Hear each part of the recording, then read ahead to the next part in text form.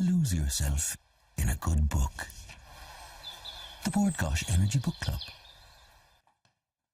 Colette Cadell is a #1 best-selling author and has written an impressive 16 books to date. Her latest book, Second Time Around, is out now, and Colette joins us to tell us all about her new book and much more. You're very welcome to the programme, and congratulations on book number 16. That's a real success story. 16 books. I don't know how you sit down and write them, but you've written another cracker. Tell us about it. It involves Susie Connors, a mother of 3, who has a freak accident and life utterly changes. Yeah, she's mother of 3 grown-up children. Her husband died some years ago, so she's very much the centre of the family, and she's a grandmother as well, though she's only 48.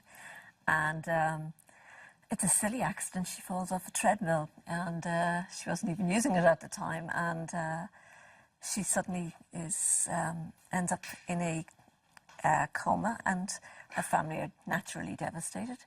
And then they keep waiting and waiting, and 2 months later, and she still hasn't woken up. So it's all beginning to look very, very dark. And then one day, she starts to wake up, and they're celebrating, and they can't believe, they've got their mother back, except they haven't got their mother back. Because she undergoes such a personality transformation because of the illness. She does. It's not immediately obvious to them. There are little signs of whatever, but yeah, she changes, and in an important way, in that whereas she used to be the person to go to for help or for advice, now she really doesn't care too much, and she's very kind of absorbed with the fact that here I have another chance at life, and I've been sitting around kind of for the last few years. I'm still a relatively young woman. I haven't dated anyone, and what am I doing? So she's ready to kind of get out there and live, and the family are all a bit in shock at this. Do you think this is something that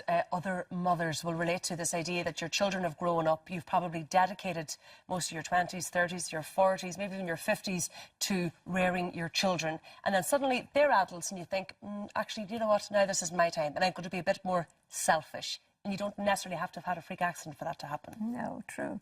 Well, I'm still kind of, my youngest is 12, so I'm still there, but I'm surrounded by people like that who are really kind of going for it and taking on new hobbies and starting all kind of new ventures and even changing careers. And it's quite exciting, really, to see so much going on, and yeah, very much there is life after kids. Where did the idea for this particular book come from?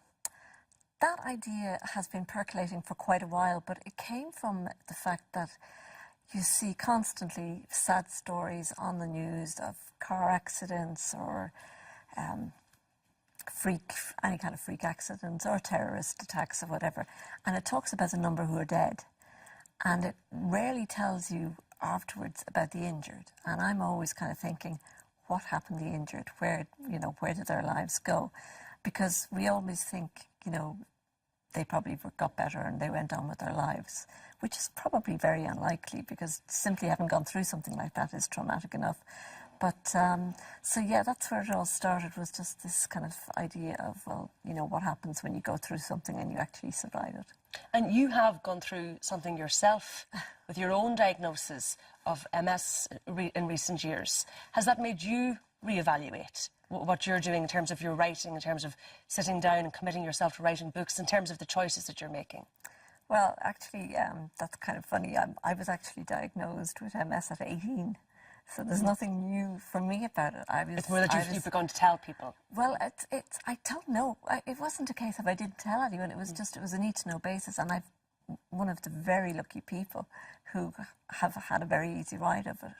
And yes, of course, there have been times. But so I suppose the biggest thing was when I had my children quite late. And when they came along, they're little. And I was absolutely healthy all through the time, all through pregnancy and their young childhood. And then you kind of go, well, when is the right time? And the most I really suffered, and I kind of could handle it all pretty much, was I'd have to rest a lot. Now, they're used to seeing me sitting around with a laptop, so seeing me sitting around or lying around was nothing new for them, so there was no need to worry them. But last year, I had quite a scare, and I needed to do kind of get onto more permanent medication, and I had to come clean with them because it was just before school midterm, and I'd arranged a trip to Madrid. My GP said, exactly how do you think you're going to get around the terminal? And I went, oh my God. So I have to tell the children. I have to tell the children. And so basically they were great and a hell of a lot stronger than I realised, and huge support. And I was saying to them, you know, okay, we're going to Madrid, but, you know, I may kind of stay home while you go out and do things. And my son said, no way, we're getting a wheelchair and we're all going to do this together. And we had the best holiday, and it was really great. And it was a good opportunity because we were all together and we were able to talk about it all and any worries they had. And so... Now, there is an awful rumour going around that you're thinking of retiring after this book. Yeah. Is that just a rumour? Are you going to disappoint all your fans, Colette, or is there another book stirring within you right now? To be honest, I think I'll retire probably on my deathbed. But yeah, no, I have some competition at the moment. My eldest son is writing away furiously. It's very annoying because he's lashing out the words, and I'm madly jealous. But as he points out, he's been thinking about this story for kind of 18 months, so it's understandable. But yeah, he's showing an interest that I didn't actually spot. His English teachers kept telling me, you know, he's got something, and I was going, yeah. But he's going for it, and I'm editor, and I'm planning to kind of negotiate being manager. So I like your plan. Being a kept mother. I like your plan, Colette. What you can do is you can retire from writing books and be his agent and make a fortune off that.